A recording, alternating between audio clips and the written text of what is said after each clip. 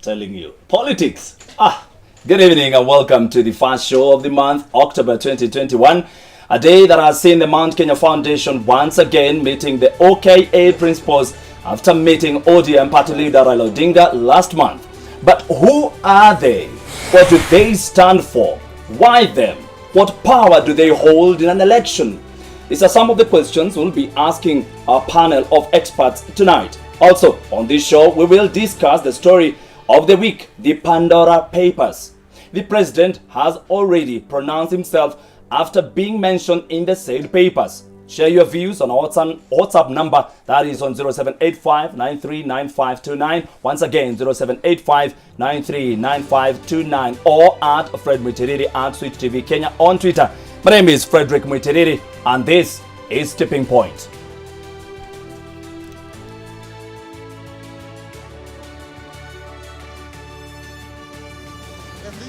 We cannot continue to pretend. We've got to face it now. We've got to engage the youth now, and we need to talk to them now, remove what has been put in their heads. Lazima tuitoe. Don't be overawed about what is going to happen. Imbui here said, we want only one thing, peace. Tuko na mipango ya kuunganisha Wakenya wote kupitia Hustler Movement.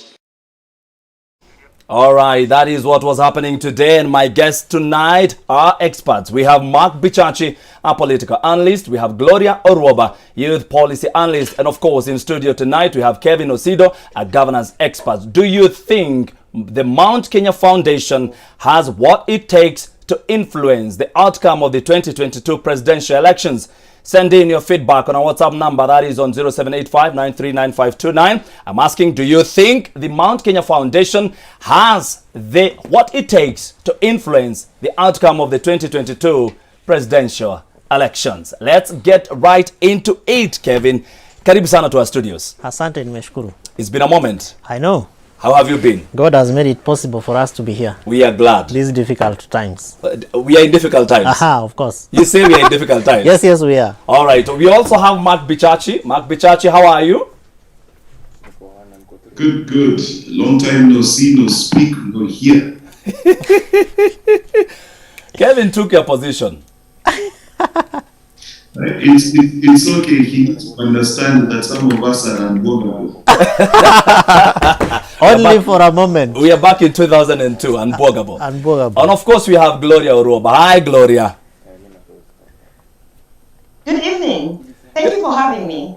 Yeah, I hear that you decided the studio is too small for you. You decided to go to Mombasa. You know, this is the only week where our children are home for the holidays. So we decided to take them to Tembea, Kenya. All right. Asanteni sana. Kevin, let's start with you. Yeah. We have seen the Mount Kenya Foundation coming out very strong for the first time. They've been silent since 2017. We only knew them as shadowy guys, but now they are out. What do you make of this foundation? What are they out to do? You see, world over, you have individuals, organizations, foundations, and institutions that determine transitional politics. And this is traced back from Aristotle moments. Socrates and his very good teacher Aristotle talking about the scribes and the role that the scribes play in terms of influencing governance and how people who are then put into officers through public trust are supposed to ensure that they listen to voices of the people and that there are individuals that are then considered to be very sacred, that can be able to easily reach the king, the queen, the queen and the people who safeguard power and politics. And so Kenya, and that of course goes to how the US, the United States of America, also run their politics. It goes all the way to even the empire of England, and of course closer home is Kenya. And that is where we are today. So Mount Kenya Foundation, in my way of looking at it, is looking at the different gaps that now exist in the transition of the president, of His Excellency the President Uhuru Kenyatta. And this gap is really exhibited in the manner in which two things happen. One, that Mount Kenya has not been able to settle on one candidate. And if you look at our Was history, it by choice or by default? this is by default, because the president has not been very keen to mentor somebody from Mount Kenya and then, groom them and prop them up as my apparent heir or his apparent heir. And so the gentlemen who therefore form Mount Kenya Foundation are looking at the kind of confusion that then individuals who come from Mount Kenya, that is also appropriate to be bearing the second largest, if not the highest, popular area or region with the highest population. Voters. Yeah, exactly, voters. And so they want to take advantage of that gap and say, we are here and we are willing to take a very strong point and a very, sacred position in terms of influencing transition politics within Mount Kenya region. And you have seen them. And this is not the first time actually that they are coming over. We take cognizance of individuals like SK Macharia, SK Macharia. We take cognizance of people like especially. We take cognizance of people like Mheshimiwa Munga and several others who continuously look at how politics is played, particularly how resources in this country are shared. Because if you look at the bigger tenders, some of the biggest tenders of what government wants to do, it really goes back to the kind of names that we are seeing today. So the connections. People, exactly, it's about connections. All right. It's about transition and it's about interests. How Mount Kenya will be taken and looked at when we get to the level of President Uhuru Kenyatta passing over power. All right, Mark, let me just bring you on board and I'll ask you this. How much power do the Mount Kenya Foundation have in terms of influencing the 2022 general elections? Well, that question is quite easily answered. Number one, let's ask the question of how much money do they control? Because we know the old adage goes that he who pays the piper calls the tune. So if they have the resources to pay their way, pay for campaigns, pay for the t-shirts, pay for whatever. So that to that extent they have power. Now, if you want to quantify that power, look at the recent poll that showed that the candidates which spent the most amount of money generally won the election. So that's number one.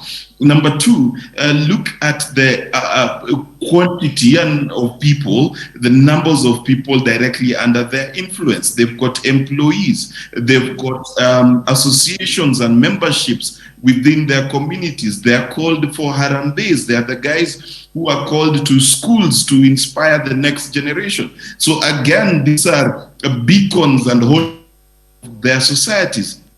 Number three, they're able also to hold the ear of the gatekeepers. Every society has gatekeepers and they have the ears clearly of someone like Uhuru Kenyatta, for example. And therefore their ability to sway the election to where they want it to go cannot be understated. Let's not forget also that a lot of the young people want to be exactly like this group of people are. And let's not forget that this association is not just about the guys who hold the keys of finance in Mount Kenya. They also hold the keys of politics in Mount Kenya. They've all been involved in senior politics since the times of Matiba, all the way to Kibaki, to Kenyatta, and they successfully delivered for these people. So this expectation that I'm trying to wish them away will probably be misinformed, because their experience, their wealth, and their reach in societies cannot be understated. Gloria, let me bring you on board, and I'll ask you, why now? Why now? I know we have not seen them as a group for such a long time, until this time we are nearing the elections next year. Why do you think they've come on board right now? We didn't even see them during the BBI. You know, Fred, I look at it in two ways. It's not just about the Mount Kenya Foundation. This is about the business community leaders. Because what has happened is that politics affects all these industries. And the business communities have actually realized that they have to play an active role in terms of ensuring that the person that they put in power, or the person that they influence their communities to put in power, is actually going to act in their interest. And in their interest, I'm talking about their businesses. So when you look at the Mount Kenya Foundation and you look at the individuals who are pushing their agenda, who are actually trying to see who will they support, will they back the One Kenya Alliance, will they back Raila Odinga, their interest is pegged on their businesses. And you'll see this more and more, not only from the Mount Kenya region, you'll see this from even when you go down to the coast. I mean, import and export and the port businessmen that are there are certainly going to understand that we need to be able to have some sort of influence in the next government. When you look at those who are actually participating in horticulture, you know, just the other day, we have seen policies that have affected the trade for instance, flowers. So what is happening is, because the business community have realized that if they do not play an active role before the election, that they have realized that they might actually end up getting the wrong people in power, and automatically that means they have no influence. They won't push their business agenda. So this is not only just a Mount Kenya thing. You are going to see regional economic blocks actually coming out, the business community members coming out and saying we are going to unite together. You know, I mean, look at the tea farmers, for instance. That is a block in its own, and it's not just on the Mount Kenya side. So we are going to see more and more, because the conversation has shifted. It's no longer about tribal politics. It's now about our economy. It's now about empowering the people on an economic level. And the business community leaders have woken up and realized they, just like religious leaders, they, just like the political elite, they also have to force their way into politics, and they have to ensure that their business interests are being taken care of. So, Fred, I promise you in the next couple of months, you will see regional economic blocks, businessmen from let's say Nyanza region, you will see businessmen from the coast, you will even see the Asal region coming together and saying, we are pushing this business interest, and so therefore they want to actually have so they will put their money in the candidates that they think will actually empower them and their business. Okay, Gloria. Osido does not look like he's agreeing with you. Yeah. Osido, you keep saying no. I don't agree. I don't agree with Gloria on this, because we have had regional economic blocks. We have counties since 2016. In fact, there is a policy by the Ministry of Devolution working together with the Council of Governors to facilitate counties to form and put in place policies, mechanisms, and frameworks to help counties to add value to each other and to benefit from each other, and even be able to share common resources and build the lives of the people around those particular counties. So regional economic blocks have been there, and it's not just about this 2022 elections. The counties and the countries, regional economic blocks have been put in place by existing mechanisms and frameworks. It's not a group of friends and business who have come together to, look at their interests from what government is going to provide. Remember that government does not engage from a private sector perspective with Mount Kenya Foundation. It engages with Kenya Private Sector Alliance. It engages with Kenya Association of Manufacturers. It engages with Kenya National Chamber of Commerce and Industries, KNCCI, for which, in fact, if you look at what the government through the President's office has been able to do, there is nothing that the government of Kenya has done that I am probably aware about and I have seen happening that has left out KEPSA. But it has not deliberately looked into bringing in Mount Kenya Foundation. No, that has not happened. So Mount Kenya Foundation is a group of individuals who have powerful individuals, exactly, who want to be able to play a very influential position in the transition politics based on what their interests are and what they will be able to get. Is this selfish? Before I bring in Bichachi, is this selfish? I think it is positively selfish, because business members and leaders from different regions can be able to organize, and like Gloria says, Lake region people can organize, coast region people can organize, and they are allowed by the constitution to exercise their sovereignty in that particular organizing. So it doesn't have to be elections for business community leaders to organize because elections are coming. I don't think so. Bichachi. Fred, I think you did not understand my point, because I was going to ask you, who, when you talk about Mount Kenya Foundation, who are the members of Mount Kenya Foundation? You have even mentioned that you have the likes of Wachira, the royal media guy. I mean, what their influence or their interest in actually coming together is business related. So that's what I'm saying, that because the businessmen and the business leaders have actually now woken up to realize that if they do not push the leader that they want to empower their businesses, then they might end up in the next government actually struggling. And so that's why I'm saying you cannot say this is not about regional economic blocks that were created by government. This is about businessmen who actually have realized they have to play an active role in politics. So they will come together in all sorts of uniform, like the Mount Kenya Foundation. Others will call themselves the businessmen or whatever. And that's what I'm saying. It is actually economically driven. Fred. And yes, Bichachi. Let me put it in perspective what Madam Gloria here is trying to do. The point here is to try to water down the significance of Mount Kenya Foundation. Number one, let us look at the name. It is Mount Kenya. Mount Kenya Foundation did not come into existence when there was a bottom-up conversation. It has existed before. What is queer and peculiar about this time is that the entirety of the foundation has chosen to speak with some politicians and not others. This is where really the anxiety is coming from, which is why it has become very necessary for Gloria and Itumbi and the rest to try and water down what is happening. Let me then underscore why this has been important for the Mount Kenya for the Mount Kenya people to come out. It's been important because, and for the very simple reason, that the bottom-up economic model, their stated intent is to ensure that the top is ignored in favor of the bottom. That is why the Mount Kenya business people, who are considered the elite, the Bwenyenye, the Bazoo, the dynasties, have had to come together, not just to protect their interests. And I want you to hear the words of Jirongo. This experiment of trying to change society by creating a class war has been done in Venezuela, it has been done in Zimbabwe, and we know the devastating results of it. A society is a meritocracy.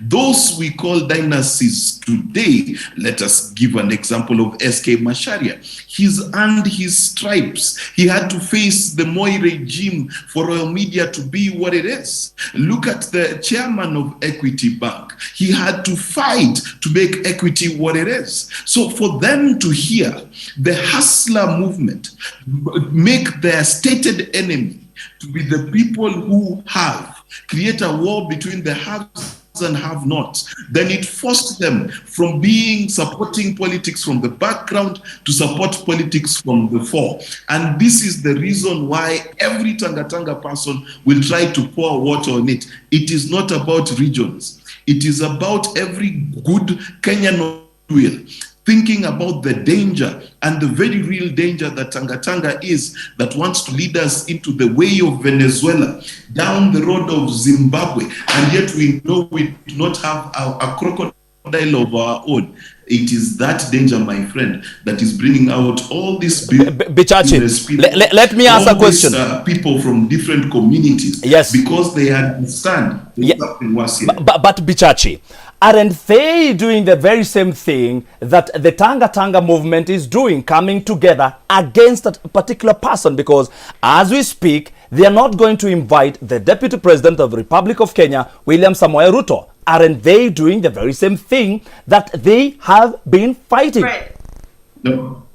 Let me give Bichachi. Let me give Bichachi before. Let me answer your question very, very clearly. Yes.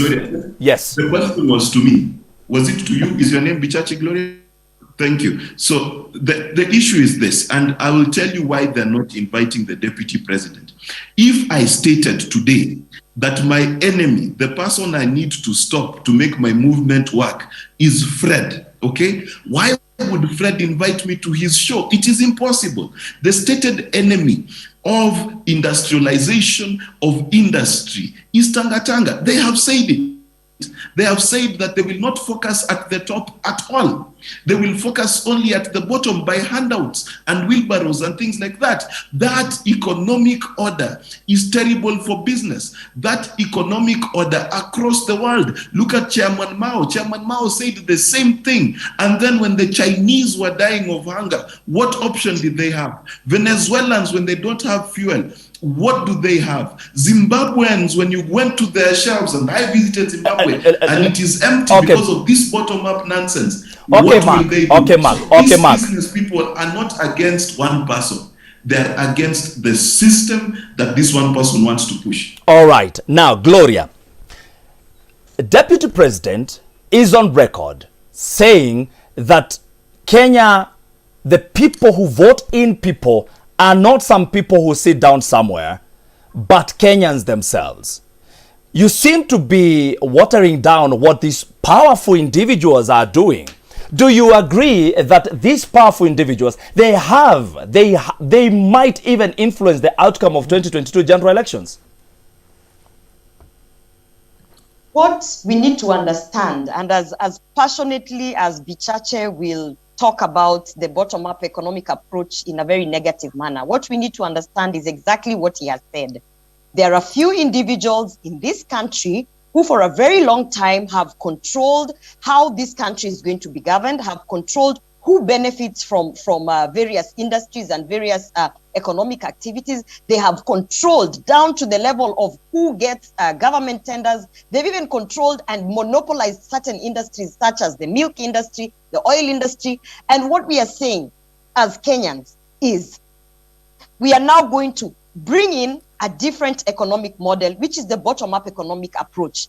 Yes, when they hear us talking about the bottom-up economic approach and how we are actually going to focus on those at the bottom of the food chain, of course, they get very scared. They get very anxious because for a very long time, they know that they have been introducing policies. They have been introducing all sorts of trade policies and things that have been blocking, for instance, the farmer who they have. Are we losing you now? Let me bring you on board, Kevin. Yes. Sorry, Gloria, I know I'll be having you in a short while. Kevin, it seems that this group of individuals are powerful enough to alter the outcome of an election. How is that democracy? How is that democratic in a nation that we pride ourselves as a very democratic nation?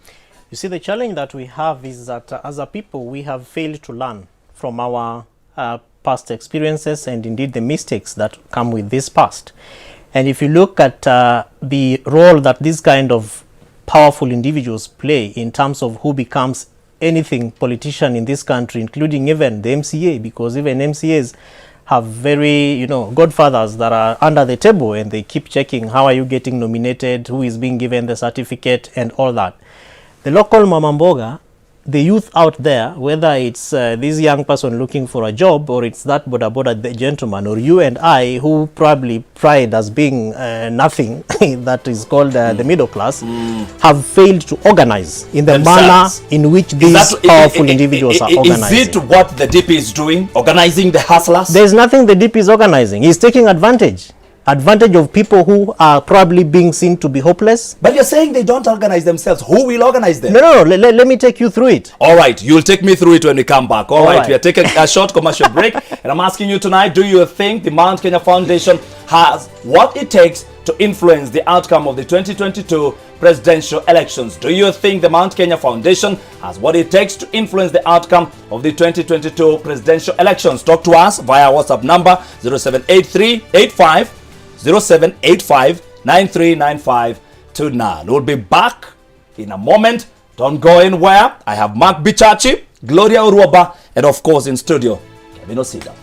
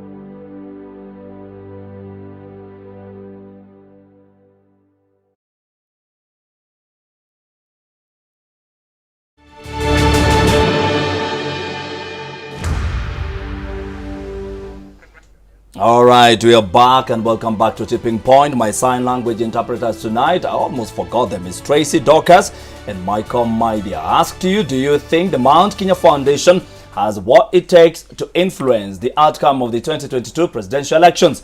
Some of the conversations you're having with me via our WhatsApp number 0785939529. Kiguru from Keno Muranga. MKF endorsed Raila Odinga. They are meeting OKA chiefs to tune them to toe the line. On Pandora Papers, it's selfish to hide money and continue to earn a salary from other people's taxes. Also, you are saying we are the people and the only way to liberate ourselves from the shackles of a select few is through the ballot. But Kenyans have never done that. All right, no block voting come 2022. They mean nothing, the Mount Kenya Foundation leaders. That is Gabu Njoro. And Jose Chalo, you are saying, if I would meet these guys, the Mount Kenya Foundation, I would like to know whether they hate or fear Ruto. Okay, I do not know how to answer that. Mark, let me loop you in very fast because we had a conversation with Kevin here. Mark, eventually, we know that the president and the people around him, they've been fronting Raila Odinga, the ODM party leader. Why are we having the Mount Kenya Foundation showing us that they're trying to bring these people together? Don't we know that at the end of the day, they will say, Raila Tosha?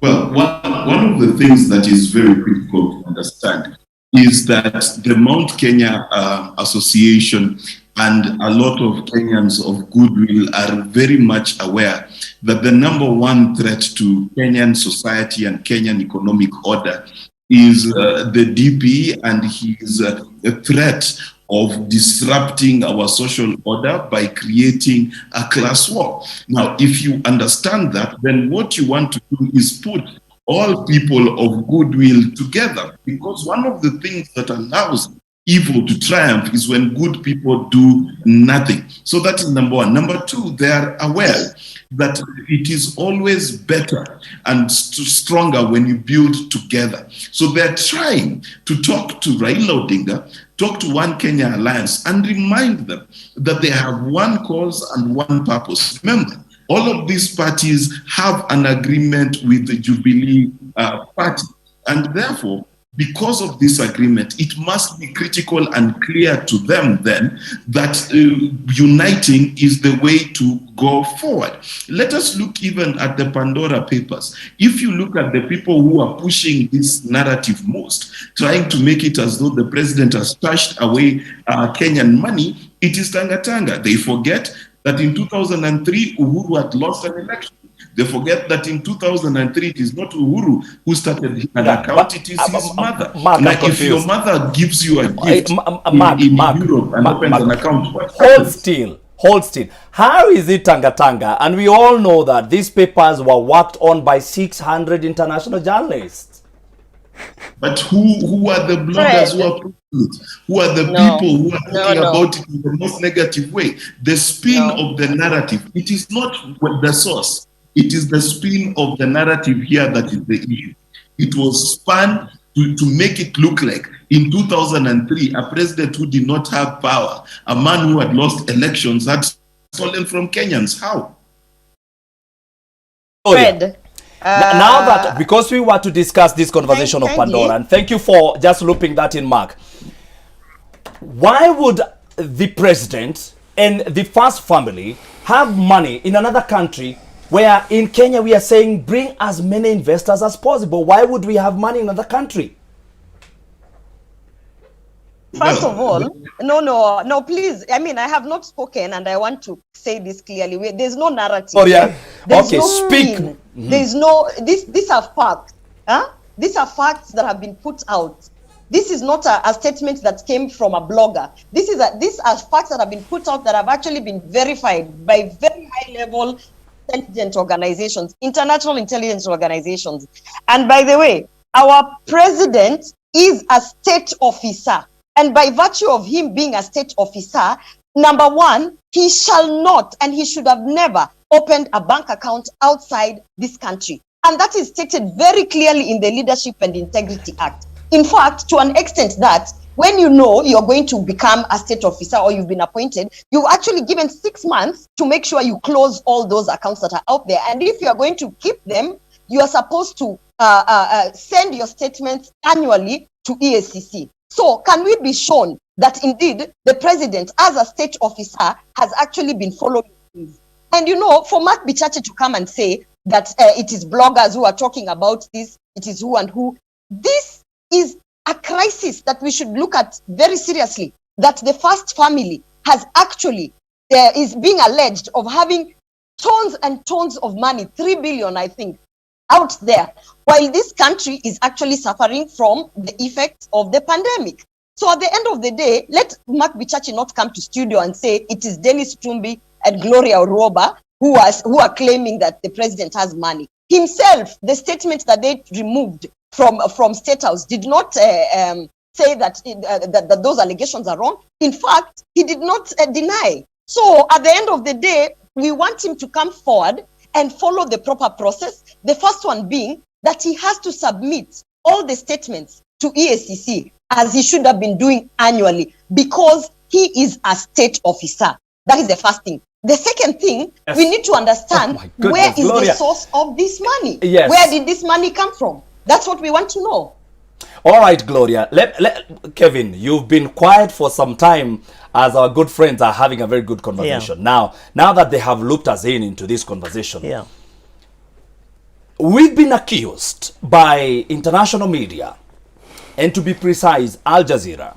It has accused us of playing politics with this story. And by this, I mean the Kenyan media. And they have said that we are making this to be a legal question and not a moral question. What's your take? Do you think this is a moral question?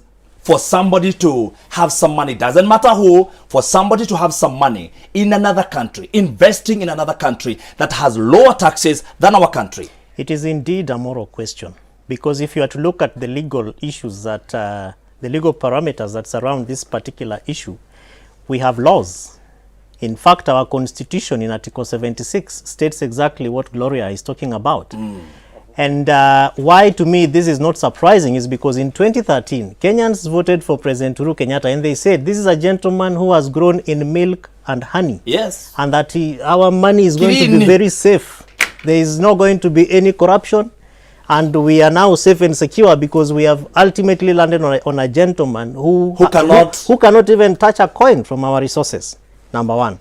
So whether it is moral or legal, remember also that in attachment to that, we have more than 191 state and public officers, because those two are different. Yeah. Why are we concentrating on the president alone? Yes, of course, the morality of the question and of the issue is that he is the one who bears the greater chunk of responsibility to safeguard the interests and the resources of the people of the great Republic of Kenya. But don't we think that it is important for us to move this question into asking, what have we done about it? When Ethics and Anti-Corruption Commission says that we are vetting those who are running for office, and that if you have any cases either active or inactive that are still ongoing, that you step aside and you allow those cases to go on. Is it not possible, therefore, Fred, that we can be able to blame Kenyans? I am putting this on Kenyans, because remember that this is in fact not the first time this is happening. This is the same president who told us about SGR that don't ask me about papers, you know, we are going to put them public. And Kenyans were there. This is over 4 years down the line. We have not seen them. And look at the performance of our economy against the heavy indebtedness of this country, and against other countries that you are talking about where these resources have been stashed. And then the heavy debt burden, the heavy taxation. Every day Kenyans are asking for the government to reduce taxes, to reduce the cost of living, whereas we are being told there are 191, beginning with your president, who have stashed resources outside. But remember that these intelligent ladies and gentlemen from this international network of journalists did not put the president as the first beneficiary. In fact, as the main holder of these accounts. They are saying he is a beneficiary of the family's resources. Now, if anyone comes from a family that is as rich as the president's family and is a beneficiary of resources, and he happens to be the president, Umeanza kutetea rais. No, simtetei, lakini you asked me about legality and morality, and that is a moral issue that we now cannot say that anyone who comes from a rich family should not vie for presidency and should not be elected. The issue of the morality of the issue is, how do you exercise the spirit of servitude, not servitude but servant leadership towards the resources that the people of Kenya have given to you, in confidence, to take care of them, to ensure that you grow them, and not ensure that you see people stealing them and stashing them in other countries. Yes. To me, by the way, because they say it's 3.3 million, not even billion. That's little money. It's billion. Gloria, It's I told you billion, about. This guy is lying to us. It's 3 billion. Actually, it's $30 million. 3 billion shillings now. Okay, I will Gloria. go and correct it. It's 3.3 billion. Yes, But what is our annual budget as a country? Hold still. That Against that is money that is was one lost. Fred, account out of the 11. president told us Kevin. this country loses 2 billion shillings a day. Hold still. We cannot talk about Gloria, do you think we should demand from the President of the Republic of Kenya and his family to return all that money so that it can be reinvested in this country? In fact, it's not about what I think. It's what about how we are guided by the Constitution. As I said, under the Leadership and Integrity Act, the first thing that he, as a state officer, the president, should acknowledge is that actually he has been going against the stipulated regulations as a state officer. Meaning, the first thing, he has not been giving his annual statements of these accounts that are outside of Kenya to EACC. So we are now operating on defense. It is not about what he should do. The first thing, he has to accept that he has actually gone against what is expected of him. He has not been submitting his statements to EACC.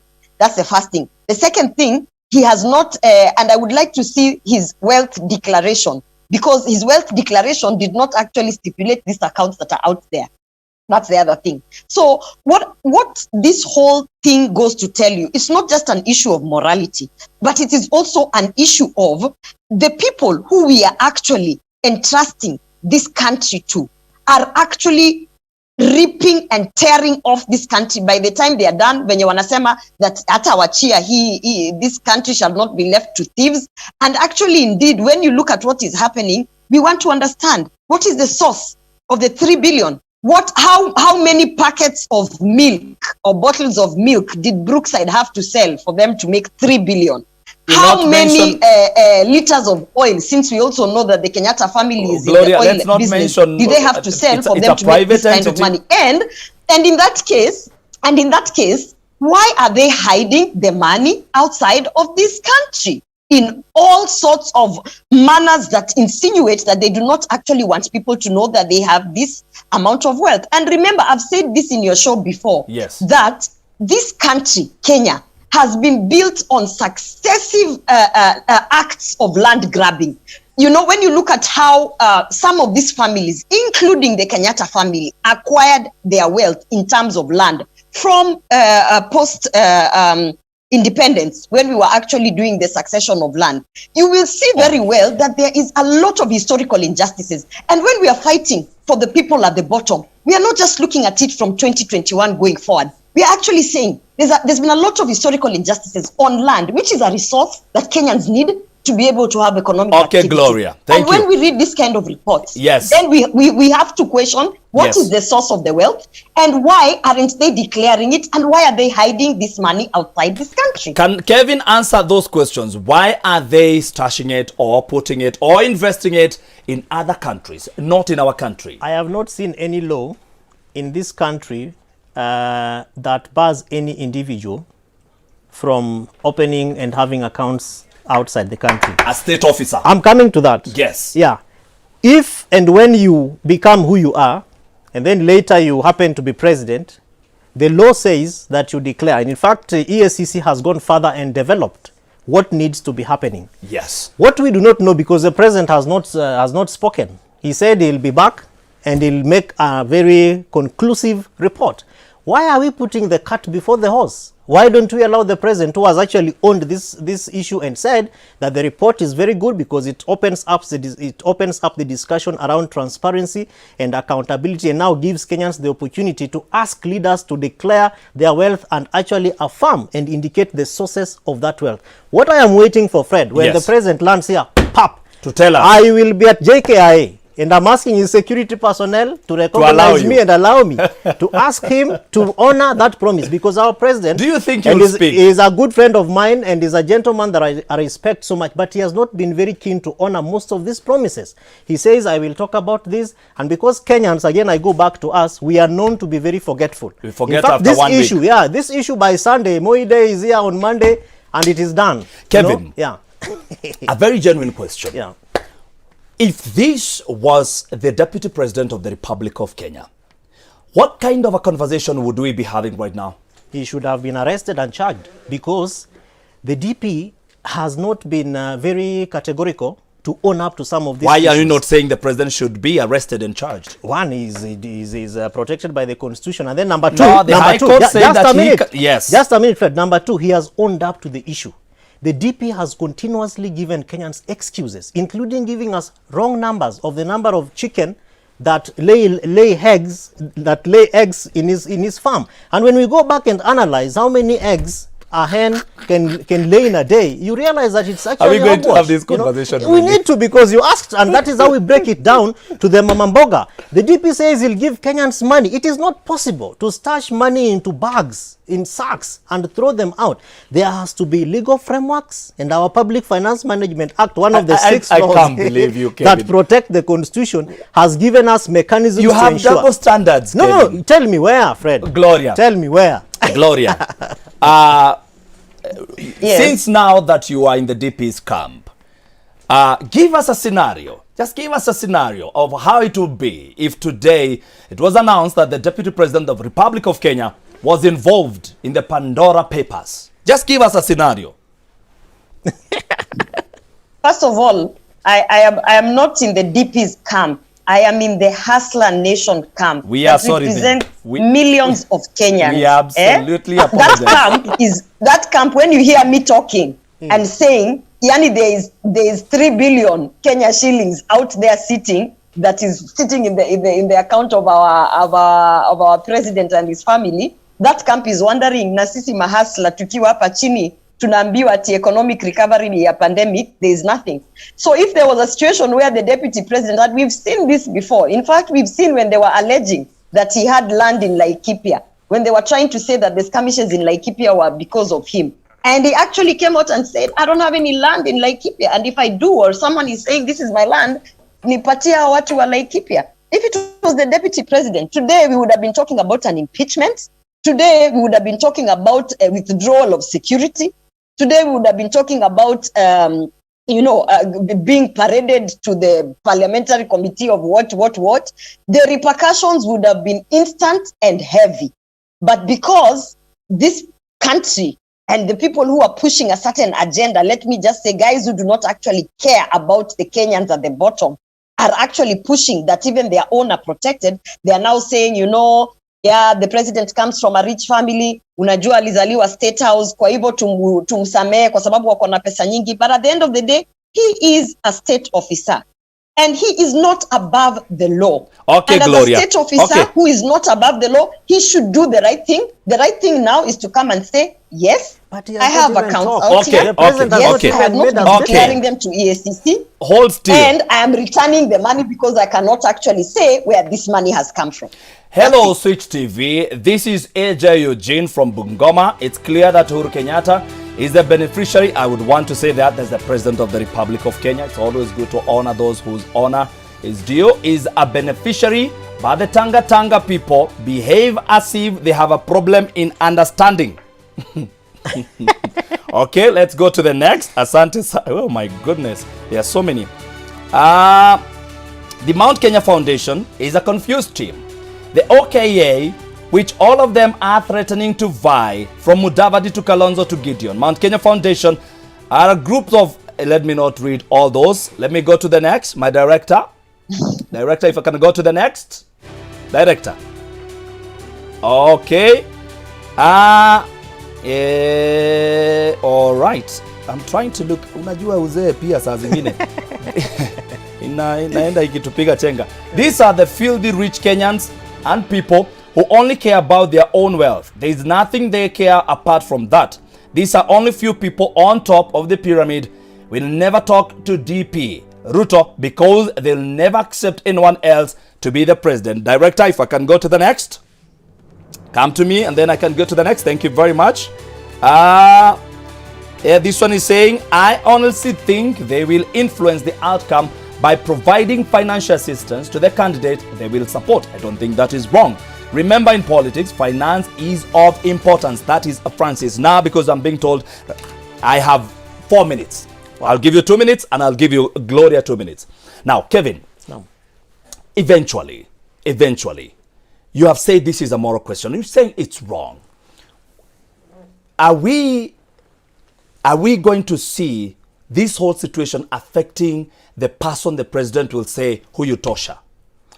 You see, the transition of the president and his leadership is one that is coined up with a number of issues. In fact, what we are seeing happening in our country for the first time ever, where you have a president who was elected on one ticket, and because we have a very transformational constitution as well, it leaves us in a very difficult space. Now, that should be able to give the president an opportunity to give Kenyans a very good, clear legacy. Now, that legacy is one that is supposed to resonate with the interests of the people of Kenya and not a small select group of people. The president, I probably perceive that he's playing very, very safe because he has come out to be very categorical in the manner in which he relates with his deputy. And when you listen to some of the comments that he makes, you can actually tell that there is a serious problem, including the deputy president. Now, Mount Kenya Foundation, as I said earlier on, is coming in to actually speak the things that Mheshimiwa Murathe somehow has been saying, and but is now say authoritatively. Exactly, but now should be said very authoritatively to form a certain trajectory, and that trajectory is going to inform how the president influences his transition, and that therefore really, in my way of looking at it, will also inform who the president picks to be his apparent heir. Kenyans should now not look at that lady or gentleman as somebody who is either from a rich family or from a poor family. Thank you very much. much. The bottom line should be, how do we recover from our losses? And if we are going to be asking, I don't want to comment on whether the president is going to speak to us on these Pandora Papers or not. He needs to. He needs to actually. But then we should not link the transition to an event, because I consider this as an event, because we have seen so many of these kind of occurrences. Gloria, how does having the Pandora Papers and some of our rich Kenyans investing in other countries affect our economy? How is it affecting our economy in a time where we are saying that our economy has been thrashed? Right now, we need all the investors who can pump money into our economy so we can have circulation of money within our economy. When we see that the first family is actually taking away money from our country into other economies, you start wondering whether they really care about the interests of this country. But I want to say this to Kenyans. You see the Mount Kenya Foundation leaders going to push their interests because they are threatened that, if we push this bottom-up economic interest, that their businesses might actually be affected in terms of policy. I want to talk to Kenyans and tell Kenyans, people who understand what this politics is going to mean come 2022 are finding spaces in how they are going to find their influence. So you as a hustler, you as a mama mboga, you as the person at the bottom of the food chain, who very few are pushing or talking about your agenda. Ask yourself, is Musalia Mudavadi actually pushing your agenda? Is Raila Odinga actually pushing your agenda? Is the Mount Kenya Foundation actually thinking about you, the shoe shiner? Who is thinking about you? And then, if you are going to put that vote wherever you're going to put that vote, just understand that the big wigs, the inner circle, they are pushing their agenda. Asante. And if you can't push your agenda because you're really at the bottom of the food chain, who is going to push your agenda? And that is none other than William Ruto. That's how you wanted to. I was a granny. All right, I'll just remind you that the views expressed in this show are individual views and do not reflect the views of Switch TV. Thank you so very much, Mark Bichachi. He had to step out because he had another meeting at exactly 8:10. That is why he stepped out. Of course, he is a political analyst. We had Gloria Oroba, who is a youth policy analyst, and of course in studio had Kevin Osido, who is a governance expert. Until next Thursday, many thanks for watching this show. You at home, I appreciate your time. My name is Frederick Muitiriri. My sign language interpreters tonight, Tracy Dorcas and Michael Maida. Do have yourself a good night.